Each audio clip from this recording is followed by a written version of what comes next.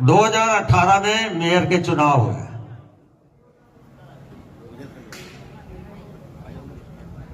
हमारे भारतीय जनता पार्टी के प्रत्याशी थे श्री मनमोहन गोयल जी। कांग्रेस के प्रत्याशी थे श्री सीताराम सदेवा। क्योंकि 50 साल का राजनीतिक सफर है, मैंने कहा कि अगर मनमोहन गोयल को जिताना है तो कुछ ना कुछ सीधे वोटों से हम नहीं जीत पाएंगे।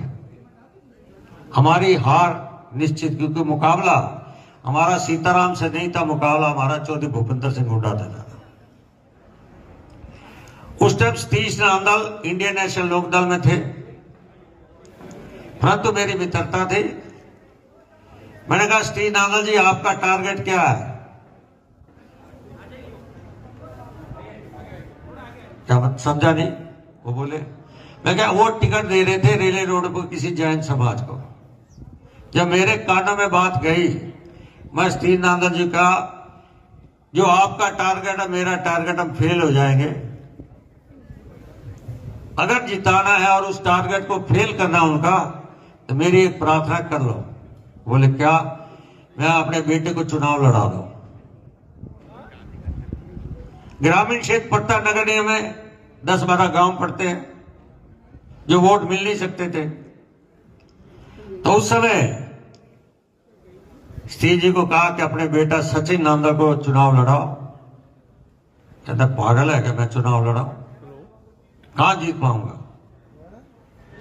मगर नेता बन जाएगा, हार जीत की कोई बात नहीं। संचित नांदल चुनाव लड़ा, 35,000 वोट मिले। अगर वो 35,000 वोट उधर हो जाते तो हमारा प्रत्याशी गया था। ये बात राजेंद्र जी कहाँ गए? सुन रहे हो ना? हाँ। संचित नांदल को तैयार करके 35,000 हुए। अगर सीधा मुकाबला होता था, बाबू हमारा हारता कि नहीं हारता? और आज मैं सतीश नांदल का धन्यवाद भी किया और हमने 15,000 वोटों से जीते। आज सतीश नांदल को हम इंडियन नेशनल तोड़कर उसके परिवार को पूरी भारतीय जनता पार्टी में ज्वाइन भी कराया। और नमस्कार और स्वागत है। राजनीति में ना कभी कभी सच धुएं की तरह होता है। हाँ, जो सालों बाद किसी बंद कमरे से अचानक बाहर निकलता है। बिल्कुल, और सबको चौंका देता है। आज हम हरियाणा की राजनीति के एक ऐसे ही सच की कहानी में उतर रहे हैं। एक ऐसा खुलासा जिसने राज्य के सियासी समीकरणों में भूचाल ला दिया है। हमारे हाथ the Rohtak revolutions, Haryana strategic vote splitting नाम का एक लेख लगा है और इसी के आधार पर हम आज की बात करेंगे। हमारा मिशन ये समझना है कि 2018 के एक मेयर चुनाव में, मतलब छिपछाप अपनाई गई एक रणनीति, आज इतने सालों बाद एक राजनीतिक बवंडर कैसे बन गई है। और इस कहानी का सबसे दिलचस्प मोड़ आता है बीजेपी के एक बड़े नेता मनीष ग्रोवर के एक बयान से। अच्छा। उन्होंने हाल ही में एक भरी सभा में खुलेआम इस बात को मान लिया कि 2018 के रोहतक मेयर चुनाव में कांग्रेस को हराने के लिए उन्होंने एक रणनीति के तहत इंडियन नेशनल लोकदल यानी इनेलो के एक उम्मीदवार को जानबूझकर चुनाव में खड़ा करवाया था। चलिए इस पूरी बात की परतें खोलते हैं। देखिए, ये कोई छोटी मोटी बात नहीं है।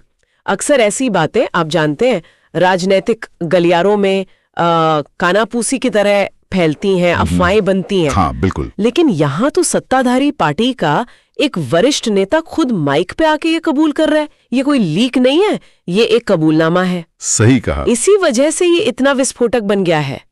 उन्होंने पर्दे के पीछे चल रहे खेल को सीधे स्पॉटलाइट में लाके खड़ा कर दिया है। बिल्कुल।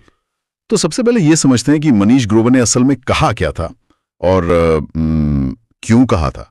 उन्होंने 2018 के उस चुनाव को याद करते हुए माना कि रोहतक में कांग्रेस को सीधे मुकाबले में हराना लगभग नामुमकिन लग रहा था। और इसकी वजह भी है, रोहतक को दशकों से कांग्रेस और खास तौर पर भूपेंद्र सिंह हुड्डा का गढ़ माना जाता रहा है। हाँ, ये तो है। वहाँ की जमीनी हकीकत बीजेपी के लिए हमेशा से एक बड़ी चुनौती रही है। तो ग्रोवर का ये कहना कि उन्हें सीधा मुकाबला मुश्किल लग रहा था, ये एक तरह से जमीनी सच्चाई को स्वीकार करना था। वो जानते थे कि अगर वोट सीधा सीधा बीजेपी बनाम कांग्रेस हुआ तो पलड़ा कांग्रेस का भारी रहेगा। और यहीं से उनकी रणनीति शुरू होती है। ग्रोवर ने बताया कि उन्होंने इनेलो के एक स्थानीय नेता सतीश नांदल से संपर्क किया। अच्छा। उन्होंने नांदल से कहा कि वो अपने बेटे संचित नांदल को मेयर पद का चुनाव लड़वाएं। ये कोई मतलब दोस्ताना अपील नहीं थी, इसके पीछे एक बहुत साफ और सोची समझी चाल थी। यहाँ दिलचस्प बात यह है कि इस रणनीति के पीछे का मकसद क्या था। जैसा लेख में भी बताया गया है, इसका एक ही मकसद था, वोट काटना। वोट काटना। खासतौर पर ग्रामीण और जाट समुदाय के वोटों को बांटना। हरियाणा की राजनीति में ये वोट बैंक बहुत मायने रखता है। पारंपरिक तौर पर ये वोट या तो कांग्रेस को जाता है या फिर इनेलो को। बीजेपी का कोर वोट बैंक शहरी माना जाता है। तो मतलब बीजेपी का गणित ये था कि अगर इनेलो का एक मजबूत जाट उम्मीदवार खड़ा होगा तो वो कांग्रेस के जाट वोटों में सेंध लगाएगा। बिल्कुल। कांग्रेस का वोट बटेगा और बीच में से बीजेपी का उम्मीदवार निकल जाएगा। बिल्कुल। ये एक तरह की पॉलिटिकल मैथमेटिकल इंजीनियरिंग थी। वाह। बीजेपी को पता था कि वो सीधे सीधे वोट जोड़कर नहीं जीत सकते, इसलिए उन्होंने एक ऐसा समीकरण बनाया जहां कांग्रेस के वोटों को घटाना ही उनकी जीत का रास्ता था। मतलब संचित नांदल का चुनाव लड़ना असल में बीजेपी के उम्मीदवार के लिए एक सेफ्टी वॉल बनाने जैसा था। बिल्कुल सही कहा आपने। अरे वाह, मैथमेटिकल इंजीनियरिंग, ये शब्द इस रणनीति को बिल्कुल सही तरीके से समझाता है। लेकिन क्या ये इंजीनियरिंग असल में काम आई? हाँ, यहीं आकर मामला और भी दिलचस्प हो जाता है। जब हम उस चुनाव के असली आंकड़ों को देखते हैं, आंकड़े झूठ नहीं बोलते, और यहाँ तो वो पूरी कहानी ही बयां कर रहे हैं। चलिए उन नंबरों पर एक नजर डालते हैं। 2018 के रोहतक मेयर चुनाव में बीजेपी के उम्मीदवार मनमोहन गोयल को मिले 65,822 वोट। वो जीत गए। ठीक है। और उनके सामने कांग्रेस समर्थित उम्मीदवार थे सीताराम, जिन्हें मिले 51,046 वोट। तो यहाँ पर मार्जिन कितना हुआ? लगभग 15,000 के करीब 14,776 वोट। और तीसरे खिलाड़ी जिनके इर्द गिर्द ये पूरी रणनीति बुनी गई, इनेलो के संचित नांदल। हाँ, उनको कितने वोट मिले? उन्हें मिले 32,775 वोट। ओह, ये तो है ना? ये तो जीत के मार्जिन से दुगने से भी ज्यादा है। बिल्कुल। जैसे ही हम संचित नांदल को मिले वोटों को इस समीकरण में डालते हैं, पूरी तस्वीरी मतलब 180 डिग्री घूम जाती है। ये गणित तो मनीष ग्रोवर के दावे पर मुहर लगा देता है। सीधे सीधे ये साफ तौर पर दिखाता है कि अगर इनेलो उम्मीदवार मैदान में नहीं होते और ये माना जाए कि उनके ज्यादातर वोट जो कि एंटी बीजेपी वोट थे, हाँ, जो कांग्रेस की तरफ जाते, वो कांग्रेस की तरफ जाते, तो नतीजा कुछ और ही होता। कांग्रेस के उम्मीदवार को 80,000 से ज्यादा वोट मिलते और रोहतक में मेयर कांग्रेस का ही बनता। ये लगभग तय था। मतलब ये तो एकदम स्मोकिंग गन जैसा है, कोई इससे इनकार ही नहीं कर सकता। बिल्कुल। और इसी एक कबूलनामे ने कांग्रेस के उस पुराने आरोप को मानो जिंदा कर दिया है, जिसे वो सालों से दोहराती आ रही है। हाँ, कांग्रेस हमेशा से कहती आई है कि इनेलो बीजेपी की बीच टीम है। बी टीम, बिल्कुल। वो कहते थे कि इनेलो विपक्ष में होने का नाटक तो करती है, लेकिन अंदर खाने वो बीजेपी को फायदा पहुंचाने का काम करती है। अब तक ये सिर्फ एक राजनीतिक आरोप था जिसे इनेलो हमेशा खारिज करती थी। पर अब तो यह सिर्फ आरोप नहीं रहा, अब तो सत्ताधारी पार्टी के नेता ने खुद मान लिया है, वो भी माइक पर। कांग्रेस के लिए तो ये किसी जैकपॉट से कम नहीं है। हाँ, वो अब कह सकते हैं, देखिए हम तो सालों से कह रहे थे और आज उन्होंने खुद ही सच कबूल कर लिया। बिल्कुल। और कांग्रेस अब इस एक घटना को अलग से नहीं देख रही, वो इसे एक पैटर्न का हिस्सा बता रही है। अच्छा। वो याद दिला रहे हैं कि कैसे पहले भी राज्यसभा चुनावों में इनेलो ने बीजेपी का साथ दिया था। राष्ट्रपति और उपराष्ट्रपति के चुनावों में भी इनेलो का समर्थन एनडीए के उम्मीदवारों को ही मिला था। तो अब रोहतक की इस घटना को उस बड़े पैटर्न से जोड़कर देखा जा रहा है। हाँ, जिससे ये आरोप और भी वजनदार लगता है। ठीक है, तो ये तो साफ हो गया कि रणनीति बनाई गई, वो काम कर गई और अब वो खुल भी गई है। लेकिन जब पटाखा फटता है तो उसकी गूंज दूर तक जाती है। इस खुलासे की गूंज हरियाणा की राजनीति में कहां-कहां तक सुनाई दे रही है। इसका असर क्या होगा? सबसे पहले इनेलो पर आते हैं, उनके लिए इसका क्या मतलब है? इनेलो के लिए ये एक अस्तित्व का संकट है। अस्तित्व का संकट? हाँ, उनकी पूरी राजनीति चौधरी देवीलाल की विरासत और जाट अस्मिता पर टिकी है। वो खुद को किसानों और जाटों का सबसे बड़ा हितैषी बताते हैं।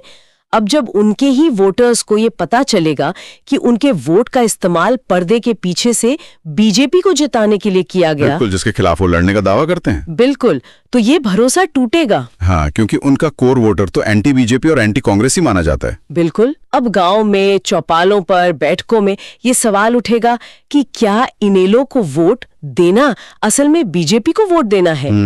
उन पर एक वोट कटवा पार्टी का ठप्पा लग जाएगा। एक ऐसी पार्टी जो खुद तो नहीं जीतती, लेकिन बीजेपी की जीत पक्की करने के लिए खड़ी होती है। ये सवाल इनेलो की बची कुची राजनीतिक जमीन को भी खत्म कर सकता है। ये तो इनेलो के लिए बहुत मुश्किल स्थिति है। अब बीजेपी की बात करते हैं। उनके लिए तो ये मिशन अकम्प्लिश्ड हुआ है ना? मतलब चुनाव जीत गए, बात खत्म। हाँ, तो या उनके लिए भी कोई मुश्किल है? जीत तो गए, लेकिन किस कीमत पर? अब उनकी हर जीत पर, खासकर करीबी मुकाबलों में, शक की उंगली उठेगी। ये खुलासा उनकी जीत के नैतिक आधार पर एक बहुत बड़ा सवाल खड़ा करता है कि क्या चुनाव सिर्फ किसी भी तरह से जीत लेने का नाम है? सही पकड़ा। हाँ, मतलब अब विपक्ष के हाथ में एक बड़ा हथियार आ गया। वो कहेंगे कि ये तो ऐसे ही जीतते हैं। ये एक नैरेटिव बन जाएगा, एक कहानी जो बार बार सुनाई जाएगी। बिल्कुल, और ये सिर्फ विपक्ष तक सीमित नहीं रहेगा, ये जनता के बीच भी जाएगा। अच्छा, क्या एक वोटर अगली बार बीजेपी को वोट देते हुए ये नहीं सोचेगा कि कहीं मेरा वोट किसी बड़ी छुपी हुई रणनीति का हिस्सा तो नहीं है? ये लोकतांत्रिक प्रक्रिया में भरोसे को कमजोर करता है, खासतौर पर उन वोटर्स के लिए जो किसी पार्टी के पक्के समर्थक नहीं है। हाँ, जो मुद्दों पर वोट देते हैं।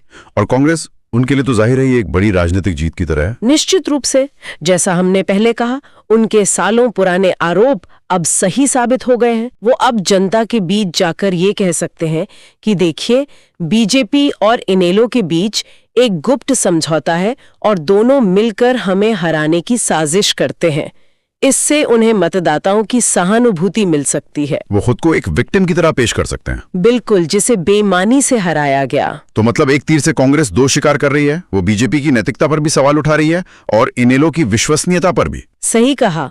अगर हम इसे बड़े परिप्रेक्ष्य में देखें तो ये घटना हरियाणा की राजनीति की जटिलता को दिखाती है। कैसे? ये बताती है कि यहाँ पर्दे के पीछे की रणनीतियां और गुप्त गठबंधन सामने की राजनीतिक लड़ाई से कहीं ज्यादा महत्वपूर्ण हो सकते हैं। पार्टियां जनता के सामने एक दूसरे की कट्टर दुश्मन दिख सकती हैं, लेकिन बंद दरवाजों के पीछे उनके हित एक हो सकते हैं। बिल्कुल, ये हरियाणा की राजनीति का वो चेहरा है जो अक्सर दिखाई नहीं देता। तो कुल मिलाकर कहानी ये है कि एक नेता ने सार्वजनिक मंच पर एक ऐसी बात कबूल कर ली जो आमतौर पर बंद कमरों में ही रहती है। हाँ, इस कबूलनामे ने वोटों को बांटने की एक सोची समझी, गणित पर आधारित रणनीति का पर्दाफाश किया। हमने वो आंकड़े भी देखे जो इस रणनीति की सफलता पर मोहर लगाते हैं। और अब इस एक बयान ने हरियाणा की सियासत में एक ऐसा तूफान ला दिया है जिसका असर हमें आने वाले कई चुनावों तक देखने को मिल सकता है। और ये सब हमें एक बहुत ही बुनियादी और महत्वपूर्ण सवाल पर ला के खड़ा करता है। वो क्या? जब एक चुनावी जीत की नींव रणनीति के तहत वोटों के बंटवारे पर टिकी हो, तो क्या ये मतदाताओं के भरोसे के साथ एक तरह का धोखा नहीं है? ये बहुत गहरा सवाल है। एक वोटर तो अपना वोट किसी उम्मीदवार या पार्टी के विचारधारा को देखकर देता है, इस उम्मीद में कि वो जीते। बिल्कुल। लेकिन जब उस वोट का इस्तेमाल किसी तीसरी पार्टी को जिताने के लिए एक मोहरे की तरह किया जाए, तो उस वोट की कीमत क्या रह जाती है? ये तो ऐसा हुआ कि आप टिकट खरीद रहे हैं फिल्म ए देखने के लिए, लेकिन थिएटर वाला आपके पैसे का इस्तेमाल फिल्म बी को हाउसफुल दिखाने के लिए कर रहा है। तो भविष्य में मतदाता ऐसी पार्टियों पर कैसे विश्वास करेंगे जिनकी घोषित विचारधारा और गुप्त रणनीतियां एक दूसरे से बिल्कुल अलग हों? ये सवाल सिर्फ हरियाणा का नहीं, बल्कि हमारे पूरे लोकतंत्र के लिए मायने रखता है।